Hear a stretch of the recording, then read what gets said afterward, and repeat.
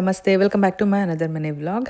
ಮೊದಲನೆಯದಾಗಿ ಸಮಸ್ತ ನಾಡಿನ ಜನತೆಗೆ ಹೊಸ ವರ್ಷದ ಹಾರ್ದಿಕ ಶುಭಾಶಯಗಳು.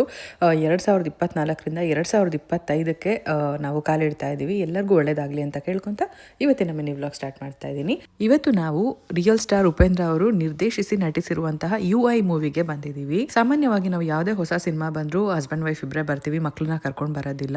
ಆದರೆ ನಮ್ಮ ಕನ್ನಡ ಮೂವಿಗೆ ಮಾತ್ರ 4 ಜನಕ್ಕೂ ಟಿಕೆಟ್ ತಗೊಂಡು ಬರ್ತೀವಿ. ನಾನು ಯಾಕೆ ನಿಮ್ಮ ಜೊತೆ ಶೇರ್ ಮಾಡ್ತಾ ಇದ್ದೀನಿ ಅಂದರೆ, ನೀವು ಕೂಡ ಸಿನಿಮಾನ ಚಿತ್ರಮಂದಿರದಲ್ಲೇ ಹೋಗಿ ನೋಡಲಿ ಅಂತ ನನ್ನ ರಿಕ್ವೆಸ್ಟ್. ಹಾಗೆ ಇಲ್ಲಿ ವಾಟರ್ ಬಾಟಲ್ಸ್ನ ಅಲೋ ಮಾಡಲಿಲ್ಲ, ಸೊ ಹೊರಗಡೆ ಕಾರಲ್ಲಿ ಇಟ್ಬಿಟ್ಟು ಮತ್ತೆ ಬಂದ್ವಿ. ಫ್ರೆಂಡ್ ಬರಬೇಕಾಗಿತ್ತು, ಹಾಗಾಗಿ ವೇಟ್ ಮಾಡ್ತಾ ಇದ್ವಿ. ಪ್ರೀವಿಯಸ್ ಶೋ ನಡೀತಾ ಇತ್ತು, ಸೊ ಅವ್ರು ಬಂದ್ಮೇಲೆ ರಿವ್ಯೂಸ್ ಕೇಳೋಣ ಅಂತ ಹೇಳ್ಬಿಟ್ಟು ಡೋರ್ ಹತ್ರ ನಿಂತ್ಕೊಂಡಿದ್ದೆ. ಆದರೆ ಹೊಸ ಪರಿಚಯ ಇರೋರ್ನ ಹಿಂಗೆ ಮಾತಾಡ್ಸೋದು ಅಂತ ಸ್ವಲ್ಪ ಹೆಸಿಟೇಟ್ ಆಗಿ ಮಾತಾಡ್ಸಲೇ ಇಲ್ಲ.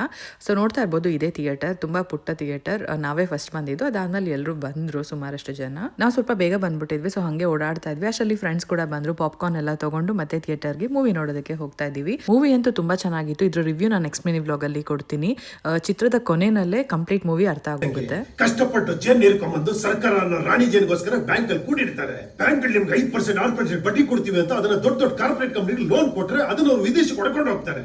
ದೇಶ ನಡೆಸಕ್ಕೆ ಹಣ ಬೇಕು, ಅದಕ್ಕೆ ಆ ಟ್ಯಾಕ್ಸ್ ಈ ಟ್ಯಾಕ್ಸ್ ಅಂತ ಮತ್ತೆ ಜನರಿಂದ ವಸೂಲಿ ಮಾಡ್ತಾರೆ.